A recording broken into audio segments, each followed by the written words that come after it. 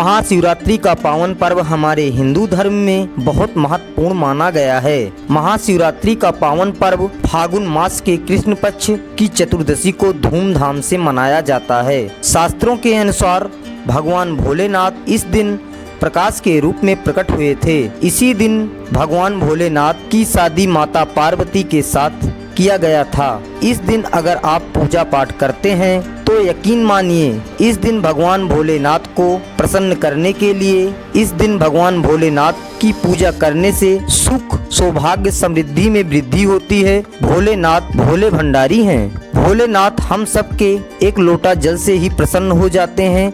लेकिन दोस्तों भगवान भोलेनाथ शीघ्र ही गुस्सा हो जाते हैं। जहां भगवान भोलेनाथ को कुछ चीजें प्रिय हैं तो कुछ वहीं अप्रिय चीजें हैं। कुछ चीजें ऐसी हैं जिनका भोलेनाथ के पूजन में प्रयोग न किया जाए तो भगवान महादेव का पूजन अधूरा माना जाता है। वहीं दूसरी ओर कुछ चीजें ऐसी भी होती हैं जो आप लोग अनजाने में भगवान महादेव को अर्पित कर देते हैं तो उससे भगवान भोलेनाथ रुष्ट हो जाते हैं, यानी नाराज हो जाएंगे। इसलिए भोलेनाथ की पूजा करते समय आज के हम अपनी वीडियो में हमें महाशिवरात्रि के पावन पर्व पर हमें भगवान भोलेनाथ की पूजा किस तरह करें, आइए जानते हैं। भोलेनाथ की पूजा हमें सफ़ेद या लाल वस्त्र को धारण करके ही पूजा करना चाहिए। हो सके तो बिना सिला वस्त्र धारण करके पूजा करें, बहुत शुभ माना जाता है। शास्त्रों के अनुसार भगवान भोलेनाथ इस दिन शिवलिंग के रूप में प्रकट हुए थे। इस दिन शिवलिंग की पूजा सबसे श्रेष्ठ माना जाता है। शिवलिंग की पूजा करने से भगवान शिव और माता पार्वती की असीम कृपा प्राप्त होती है। दोस्तों शिवलिंग को भगवान शिव का प्रतीक माना जाता है, जिसका अर्थ होता है कल्याणकारी।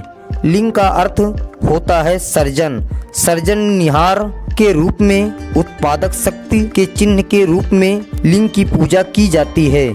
लेकिन भगवान शिव की पूजा लिंग के रूप में ही क्यों करते हैं? यहाँ तक कि मंदिर में भी हम लोग लिंग को ही पूजते हैं। दोस्तों ऐसा क्या है? और अन्य देवी देवताओं की पूजा मूर्ति के रूप में की जाती है।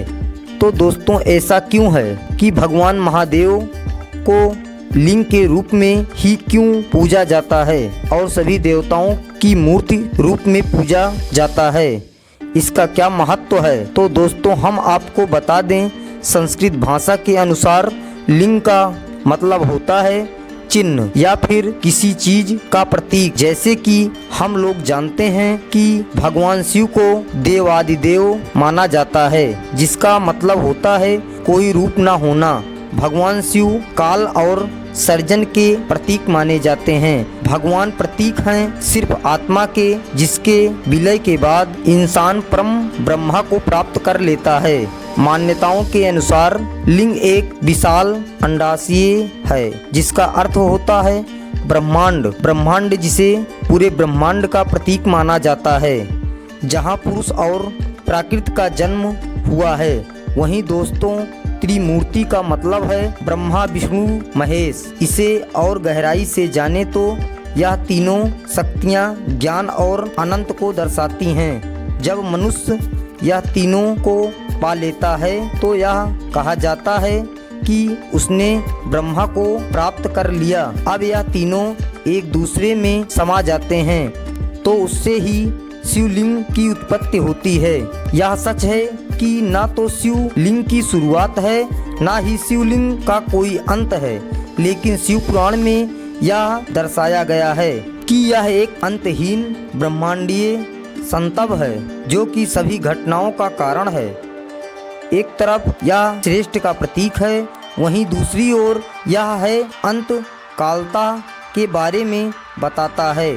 शिवलिंग भगवान शिव और देवी शक्ति पार्वती का आदि अनादि एकल रूप है तथा पुरुष और प्रकृति की समानता का प्रतीक भी, अर्थात इस संसार में न केवल पुरुष का और न केवल प्रकृति स्त्री का वर्चस्व है, बल्कि दोनों समान हैं। वीडियो पसंद आई हो तो दोस्तों चैनल को सब्सक्राइब कर लें, वीडियो को लाइक कर दें, कमेंट में ओम नमः शिवाय जरूर लिखें। हर हर महादेव।